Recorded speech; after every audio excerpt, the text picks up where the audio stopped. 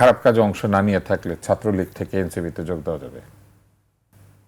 তো ওনারা নিজেরাই তো ওনাদের দলটাকে ছাত্রলীগ বানাতে চাচ্ছেন, আওয়ামী লীগের বদলে প্রতিস্থাপিত করতে যাচ্ছেন, আওয়ামী লীগ করা লোকজন দিয়ে তাদের দলটাকে বড় করতে চাচ্ছেন। খারাপ কিছু না করলে তো হ্যাঁ, তো তাহলে অসুবিধা কি? তো খারাপ কিছু না করলে আওয়ামী লীগের ভালো ভালো যেসব কাজগুলো ছিল সেগুলো যদি এই সরকার করে, আওয়ামী লীগ তো সব খারাপ কাজ করে নাই, তাই না?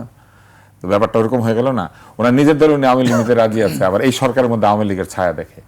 আমি আসলে এগুলো বুঝি না, আমার খুবই অসুবিধা হয়। মানে আমি সোজাসুজি যুক্তি বোঝার লোক আর কি, আমি বুঝতে পারি না যে ধরেন এখন যদি আওয়ামী লীগের লোকজন বিএনপিতে যোগ দেয় তাইলে হবে হচ্ছে দোসরদেরকে পুনর্বাসিত করা হচ্ছে, আর আওয়ামী লীগের লোকজন যদি এনসিপিতে যোগ দেয় তাহলে তারা কি হইলো, মানে দুধ দিয়ে গোসল করে প্রায়শ্চিত্ত করে চলে আসলো। ব্যাপারটা কি এরকম? মানে এস আলমের ব্যাংকে ধরেন যদি এনসিপির লোক চাকরি পায় তাহলে চাকরি মেধার বিনিময় হয়েছে, আর ধরেন অন্য কেউ চাকরি পেলে তাহলে কোটার ভিত্তিতে হয়েছে। ব্যাপারটা তো এরকম না। যদি একটা জিনিসকে স্থাপিত করতে হয় তাহলে একদম সরল সোজাভাবে স্থাপিত করতে হবে, আর না করতে চাইলে তাইলে রিকনসিলিয়েশন করতে হবে। মাঝামাঝি কোনো জায়গা নেই।